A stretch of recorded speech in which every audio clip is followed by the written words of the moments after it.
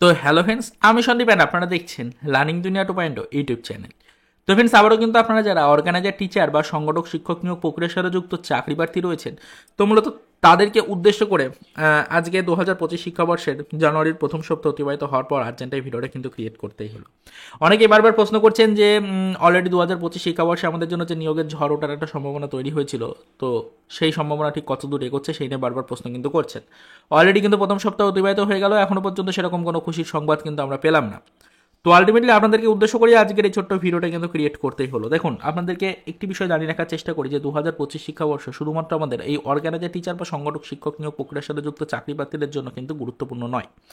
2025 শিক্ষাবর্ষে অবশ্যই কিন্তু যেরকমভাবে প্রচুর পরিমাণে নিয়োগের প্রয়োজনীয়তা থাকার কারণে রাজ্য সরকার নিয়োগের ছাড়পত্র দেবে, ঠিক তার পাশাপাশি অবশ্যই 26-এ রয়েছে বিধানসভা নির্বাচন, যেটা কিন্তু সরকার নির্বাচন করবে। অবশ্যই কিন্তু বর্তমান পজিশনে দাঁড়িয়ে তাই রাজ্য সরকারের পক্ষ থেকে এই 26-এর নির্বাচনটাকে কিন্তু মাথায় রেখে প্রচুর সংখ্যক নতুন নিয়োগের জন্য কিন্তু নোটিফিকেশান ছাড়া হবে, এটা আপনারা কিন্তু সকলেই বুঝতে পারছেন।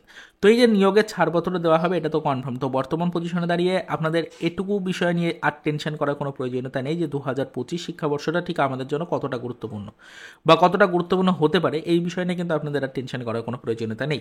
তবে আপাতত একটি মেন বিষয় সামনে উঠে আসছে যে 2025 শিক্ষাবর্ষে আমাদের নিয়োগের তো নোটিফিকেশান আসবে, তবে সেই সম্পর্কে তো বর্তমান কি কোনো কার্যক্রমে গতি এসছে?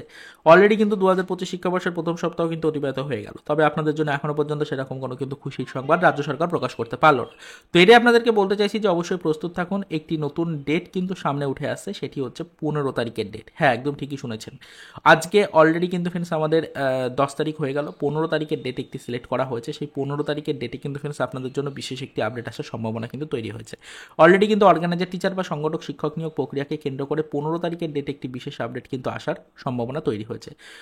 অবশ্যই আপনারা একটু ডেটটাকে ভালো করে মাথায় রাখবেন। 15 তারিখের ডেট, ওই দিন হচ্ছে আমাদের বুধবার। তো এই বুধবারের ডেটে কিন্তু ফ্রেন্ডস আপনাদের জন্য একটি বিশেষ বিশেষ গুরুত্বপূর্ণ আপডেট কিন্তু সামনে উঠে আসার সম্ভাবনা তৈরি হয়েছে। এবার কোন বিষয় নিয়ে আপডেট আসবে, নিয়োগের ছাড়পত্র দেওয়া হবে কিনা বা সরাসরিভাবে আপনাদের জন্য সেরকম কোনো লিগ্যাল নোটিশ প্রকাশ হবে কিনা, এই নিয়ে কিন্তু কোনো কনফার্মেশন বা কোনো আপডেট আপাতত আপনাদের প্রোভাইড করতে পারলাম না। তবে এটুকু বলে রাখি, 15ই জানুয়ারি কিন্তু আপনাদের জন্য একটি বিশেষ আপডেট কিন্তু আসতে চলেছে। অবশ্যই কিন্তু শিক্ষা দপ্তরের পক্ষ থেকে আপডেটটা দেওয়া হবে এবং সেই আপডেটটা যদি আসে সত্যি, তাহলে কিন্তু সেই নিয়ে খুশির সংবাদ পাবেন অর্গানাইজার টিচার বা সংগঠক শিক্ষক নিয়োগ প্রক্রিয়ার সাথে যুক্ত চাকরি প্রার্থীরা। তো এই ডেটটুকু আপনাদের বলার জন্য মূলত আজকের এই ভিডিওটা ক্রিয়েট করলাম। এর বেশি আর আপাতত সেরকম কোনো অফিসিয়াল আপডেট আপনাদেরকে দিতে পারছি না।